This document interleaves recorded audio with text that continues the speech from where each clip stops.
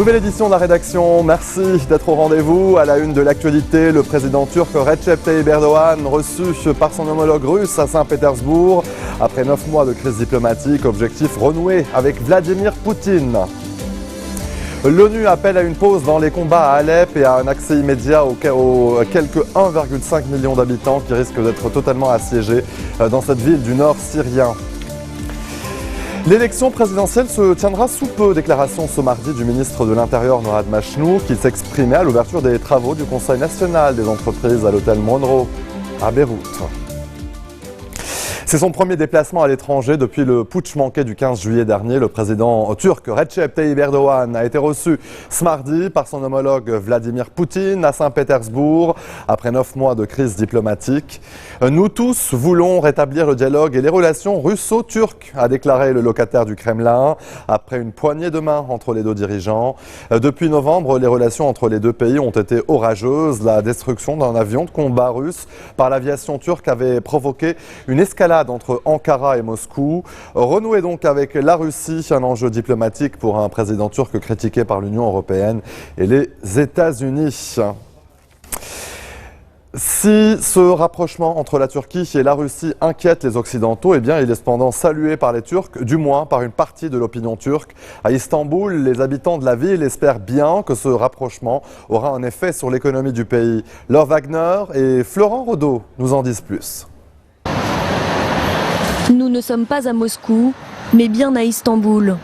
Dans les rues de la capitale économique turque, le russe est à l'honneur dans les vitrines des magasins. Pourtant, depuis la détérioration des relations entre les deux pays, le nombre de touristes russes a chuté brutalement pour devenir quasi nul. La Russie a ensuite imposé de lourdes sanctions économiques à la Turquie, ce qui n'empêche pas les Stambouliotes de voir d'un bon œil ce rapprochement. Si nous sommes en paix avec la Russie, nous bénéficierons de nombreux avantages, des relations commerciales, des importations, des exportations, bref l'avenir de notre pays. La plus grande puissance mondiale, c'est les États-Unis et la Russie ensuite. Ils sont rivaux, mais j'aimerais être du côté des Russes. C'est mon opinion. Je veux qu'on ait de bonnes relations avec la Russie. C'est un pas en avant qui a été réalisé par Recep Tayyip Erdogan. Les 7 mois de froid diplomatique et commercial entre Moscou et Ankara ont laissé des traces. Aucun voyage organisé en Turquie par un tour opérateur russe pendant cette période et un important embargo des produits issus de l'agriculture turque. Ankara importe plus de la moitié du gaz de Russie. Ce rapprochement pourrait permettre notamment de relancer le projet de gazoduc Turk Stream. Annoncé par Vladimir Poutine en décembre 2014, ce projet devait faire de la Turquie un important pays de transit pour le gaz russe en Europe. L'ONU appelle à une pause dans les combats à Alep et à un accès immédiat aux quelques 1,5 million d'habitants qui risquent d'être totalement assiégés dans cette ville du nord syrien, là où rebelles et régimes se préparent à une bataille décisive. Après avoir brisé le siège imposé au quartier rebelle par les forces loyalistes, les insurgés anti-Bachar el-Assad et leurs alliés djihadistes assurent être en mesure de s'emparer de la totalité de la ville. Sur le terrain, c'est donc une offensive de grande ampleur qui semble se préparer des deux côtés. D'importants renforts ont été acheminés sur la ligne de front. Et selon l'UNICEF, toute la ville d'Alep est sans eau courante depuis 4 jours. Les enfants et les familles sont confrontés à une situation catastrophique. Entre-temps, la coalition kurdo-arabe s'est emparée de Manbij, un fief de l'État islamique, un peu plus de 2 mois après avoir lancé leur offensive contre cette localité stratégique du nord de la Syrie. Les combattants, eux, ratissent le centre-ville à la recherche des dernières poches de résistance djihadiste. Florent Rodeau. Voilà à quoi ressemble désormais Minbej. Une ville quasi déserte où seuls quelques bâtiments paraissent encore tenir debout. Sa reprise presque totale est une victoire importante pour les forces démocratiques syriennes, Minbej étant le principal bastion du groupe État islamique dans la région d'Alep. Soutenus par les raids aériens de la coalition internationale, les combattants arabes et kurdes comptent bien désormais chasser au plus vite les derniers djihadistes de la ville. Il ne reste plus qu'un ou 2 quartiers aux mains de Daesh. C'en est fini de l'EI ici. Si Dieu le veut, encore quelques heures, et Minbej sera totalement libéré. Dans le ciel, une épaisse fumée noire. Les djihadistes ne sont qu'à quelques dizaines de mètres. Des combattants du groupe État islamique en train de brûler des pneus, espérant ainsi brouiller la vue des avions de la coalition internationale. Décimée, l'organisation terroriste a tout fait pour freiner la progression des forces démocratiques syriennes dans la ville. Des mines, mais aussi des attentats à la voiture piégée qui se sont multipliés ces derniers jours. Pour ceux qui sont restés pendant les affrontements et les bombardements, c'est la fin d'un long calvaire. J'ai tout vécu avec les 15 membres de ma famille. Nous étions coincés par les combats et les conditions de vie étaient très difficiles. Minbej était un carrefour important d'approvisionnement pour le groupe État islamique. Proche de la frontière turque, la ville servait notamment de base logistique à l'organisation djihadiste. Les forces libyennes avancent, elles, dans Sirte, le fief de l'État islamique en Libye. Les forces loyales au gouvernement libyen d'Union nationale se sont emparées d'un nouveau secteur près du centre de commandement de l'EI. Les violences ont fait 4 morts et 32 blessés dans les rangs des forces libyennes. Depuis plusieurs mois, les troupes gouvernementales se battent au sol, sans succès pour l'instant, pour tenter de reprendre cette ville passée sous le contrôle des djihadistes depuis juin 2015. Les djihadistes, donc, qui avaient profité du chaos dans lequel se trouvait le pays depuis la chute de Moammar Kadhafi, souvenez-vous, c'était en 2011. Pour la première fois en plus de 3 mois, la coalition arabe sous commandement saoudien a mené des raids aériens sur la région de Sanaa. Seuls des objectifs militaires ont été visés aux alentours de la ville.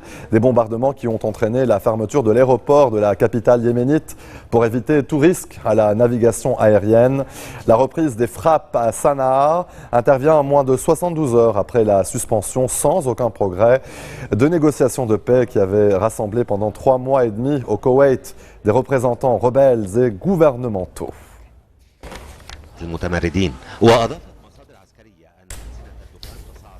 L'élection présidentielle se tiendra sous peu. Déclaration ce mardi du ministre libanais de l'Intérieur, Noad Machnou, qu'il s'exprimait à l'ouverture des travaux du Conseil national des entreprises à l'hôtel Monroe à Beyrouth. Le ministre a par ailleurs assuré que le gouvernement libanais d'Union nationale rejetait toute implantation ou naturalisation des 1,2 million de réfugiés syriens. Il s'est par ailleurs dit en faveur du droit des femmes libanaises à transmettre la nationalité à leurs enfants. Et je vous le disais en titre, nouvelle aide militaire américaine à l'armée libanaise. Les États-Unis ont livré ce mardi 50 véhicules blindés, 40 lanceurs d'artillerie et 50 lance-grenades. Selon l'ambassadeur des États-Unis, Elisabeth Richard, il s'agit de permettre à l'armée d'acheminer des renforts militaires sur les zones de tension situées à la frontière dans le cadre de la lutte antiterroriste. Washington a déjà accordé plus de 1,3 milliard de dollars d'aide à la troupe. Restez des nôtres, on se retrouve après ceci.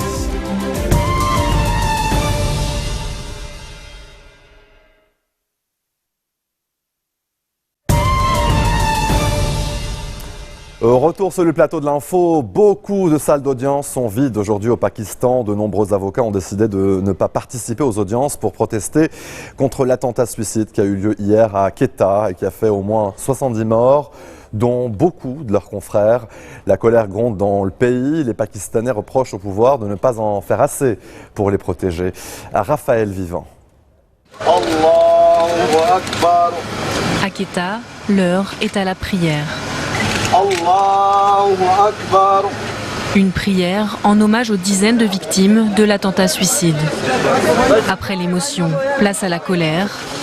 De nombreux témoins de l'attaque veulent désormais que le gouvernement prenne ses responsabilités. Il n'y avait pas de sécurité quand les médias et les avocats se sont rassemblés. Les forces de sécurité sont arrivées une demi-heure après l'explosion. Le gouvernement devrait démissionner. Le gouvernement devrait prendre des mesures pour la paix et le calme. Des innocents se font tuer, le gouvernement ne contrôle rien. Il devrait démissionner quand on voit des incidents comme ça. Dans un communiqué, le Premier ministre pakistanais Nawaz Sharif a condamné l'attentat et ordonné de nouvelles mesures de sécurité. Les attaques sont fréquentes dans le Baloutchistan, une région frontalière de l'Iran et de l'Afghanistan. La zone est régulièrement secouée par des violences confessionnelles entre sunnites et chiites, l'insurrection séparatiste ou encore des attaques islamistes. 22 morts, c'est le dernier bilan des orages meurtriers qui ont ravagé la Macédoine dans la nuit de samedi à dimanche. Un bébé est toujours porté disparu. La plupart des victimes ont péri noyées, prises au piège dans leur voiture ou leur maison. Plus de 800 impacts de foudre ont été relevés lors des 2 premières heures de la tempête. dans les faubourgs sinistrés de la capitale ainsi que dans le nord-ouest du pays également, frappés par de violents orages. Eh bien, les opérations de déblayage et de nettoyage se poursuivent. Direction à présent les États-Unis. Qu'en est-il des mesures économiques proposées par les deux candidats à la Maison-Blanche? Donald Trump et Hillary Clinton s'accordent sur une réforme de la fiscalité, mais vous allez le voir, leurs propositions sont très différentes. Axel Simon. Dans sa course à la Maison-Blanche, Donald Trump mise désormais sur son programme économique. Pour enrayer sa chute dans les sondages, le candidat républicain a dévoilé des mesures radicales autant que conservatrices. À commencer par une déréglementation généralisée, une baisse des impôts sur les revenus comme sur les sociétés, ainsi que la suppression de l'impôt sur les successions. Notre code fiscal actuel est très lourd et très complexe. Nous gaspillons 9 milliards d'heures par an pour interpréter et faire respecter les réglementations fiscales. Mon plan permettra de réduire de 7 à 3 le nombre actuel de tranches d'impôts et de rationaliser considérablement les démarches. Une réforme fiscale accusée de creuser fortement le déficit. Hillary Clinton aussi prévoit une réforme d'ampleur.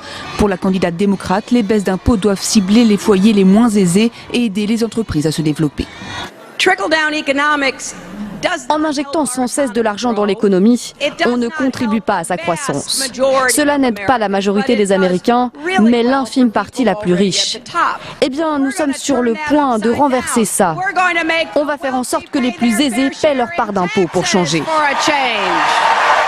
L'économie reste l'une des préoccupations majeures des électeurs américains. Et sur ce terrain, un sondage du Washington Post paru dimanche révèle qu'ils font confiance dans des proportions encore équivalentes à chacun des candidats. Dans un tout autre registre, ceux qui auraient dû être en voyage de rêve à travers l'Allemagne, la France et l'Italie a viré au cauchemar pour un touriste chinois de 31 ans ne parlant que mandarin. Les démarches administratives qu'il a entreprises pour retrouver un effet personnel l'ont conduit dans un centre pour réfugiés d'où il n'a pu sortir qu'après une dizaine de jours de confinement. Noémie Roche nous en dit plus. Tout a commencé à l'aéroport de Stuttgart le 4 juillet dernier. Alors qu'il vient d'arriver en Allemagne, l'homme se fait voler son portefeuille. Il ne parle ni l'allemand ni l'anglais. Au lieu d'être conduit à la police, il se retrouve dans une mairie où on lui demande de signer une demande d'asile. Son passeport est confisqué. À son grand étonnement, l'homme est ensuite conduit dans ce foyer pour réfugiés à Dortmund. Il pensait qu'on l'emmenait à l'hôtel. Il était complètement choqué. Il ne voulait pas rester ici. Mais l'homme ne veut pas créer de scandale. Stoïque, il reste donc dans cette chambre. Au bout de quelques jours, son comportement alerte les responsables du foyer. Il était épuisé, il regardait partout et il gesticulait. On voyait qu'il ne se sentait vraiment pas bien ici. La vérité finit par éclater. Grâce à cette application de smartphone notamment, l'homme parvient à faire comprendre qu'il a perdu ses papiers. Mais la machine administrative est lancée. Il faudra 2 semaines en tout pour reconstituer les faits. Pour le responsable du foyer, cela n'aurait jamais dû arriver. Les autorités ont fait une erreur. Elles n'ont pas posé de questions. Elles ont entamé la procédure de demande d'asile beaucoup trop vite. Le touriste chinois a finalement pu reprendre son voyage.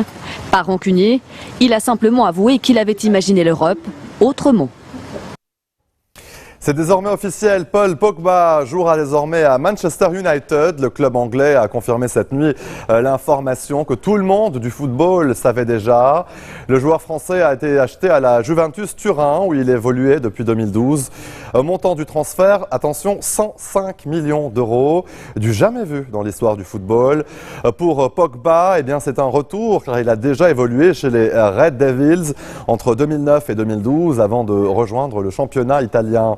À 23 ans, eh bien, il revient donc en Première Ligue dans un club qui nourrit de grandes ambitions.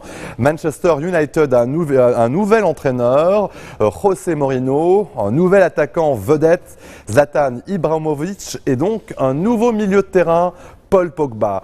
Des ambitions donc et beaucoup d'argent pour les satisfaire.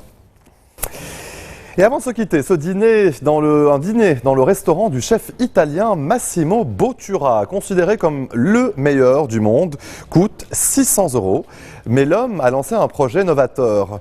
Décidé à lutter contre le gaspillage alimentaire, eh bien Massimo Bottura préparera des repas pour 5000 Brésiliens en situation de vulnérabilité sociale avec des produits cédés par des entreprises de restauration qui travaillent pour le parc et le village olympique à Rio et qui auraient fini à la poubelle. Laure Wagner.